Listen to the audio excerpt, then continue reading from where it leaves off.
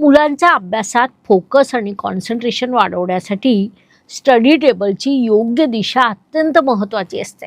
सर्वात महत्त्वाचं म्हणजे मुलांचा अभ्यास करताना चेहरा ईस्ट म्हणजेच पूर्व दिशेकडे असावा. ही दिशा ज्ञान आणि नवीन सुरुवातीची मानली जाते.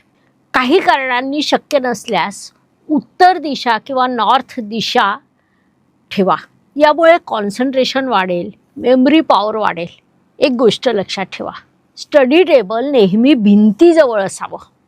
मागे मजबूत आधार असावा, भिंत असावी. टेबलवर जास्तीचे क्लटर ठेवू नका. मुलांचा चेहरा कधीही साऊथ दिशेकडे नसावा.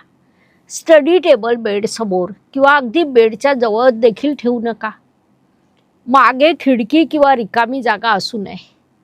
एक छोटीशी टीप, टेबलवर सरस्वती मातेची छोटी प्रतिमा किंवा मोटिवेशनल कोट ठेवा. यामुळे मुलांचं मन अभ्यासात अधिक लागेल. अशाच मुलांच्या अभ्यासासाठी वास्तू टिप्ससाठी फॉलो करा. हा व्हिडिओ नक्की शेअर करा. धन्यवाद. शुभम भवतु.